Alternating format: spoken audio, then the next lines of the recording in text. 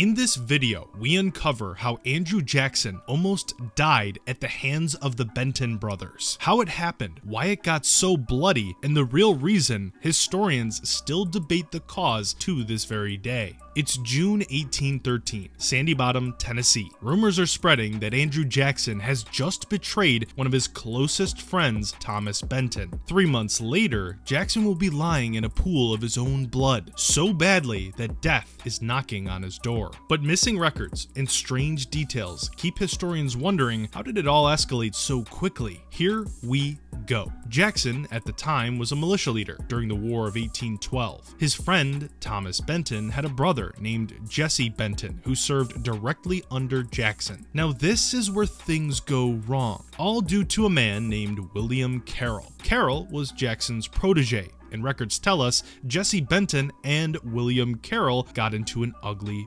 feud. Historians can't say the precise reason, but what we do know is that the two would settle it in a duel. Surprisingly, Jackson was all for it, and he even sided with Carroll, making himself his protege's secondary in the matchup. The recorded history on this duel is also a bit foggy, but the result of it is not. Both men would live, but Jesse Benton would be shot in the butt. And when his brother, Thomas Benton, hears of all this, he is livid. Not only is he pissed that his good friend Andrew Jackson has just sided with his brother's enemy, but that the coward must have shot when Jesse was turned to his backside. Therefore, Thomas makes up his mind. He wants revenge on his old friend, Andrew Jackson. Where you could argue that he gets it is 3 months later at Talbot's Tavern in Nashville, Tennessee. Author Robert V. Rimini describes the scene with first-hand accounts in his book The Life of Andrew Jackson. Once it's known that Jackson and the Benton brothers are in the same vicinity as each other, it's on.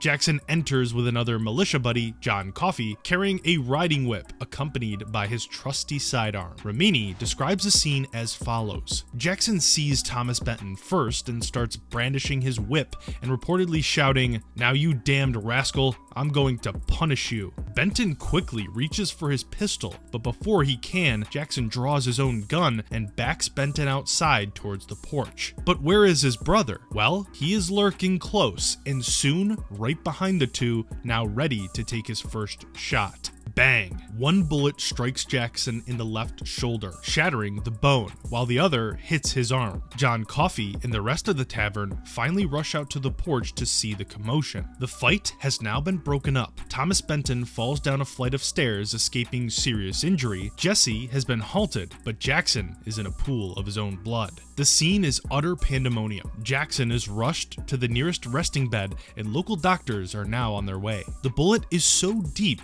and lodged way too far in his arm that the doctor says they'll have to amputate. Jackson immediately refuses, fearing that it could ruin his military career forever. So it's settled. The wounds are patched up, leaving the bullet inside. Now all they can do is pray for recovery and hope that death does not come. Miraculously, he survives and recovers weeks later, but the bullet inside him will continue to hinder his arm movement for the rest of his life. Historians still debate to this very day exactly how Jesse Benton got in a position resulting in him being shot in the butt, and why Jackson was so foolish to disregard Thomas's brother from a potential flanking maneuver in the tavern. There are many versions of the story, but what we went over, the main part, is what most agree on. Some tales go even as far as to point out that Jackson was the one who shoots Jesse in the butt, although it's hard to prove that. There you have it. You just got smarter and learned the amazing story of how Andrew Jackson almost died at the hands of the Benton brothers. If you like this video, please leave a like, subscribe, and notification bell. I want to thank you for watching,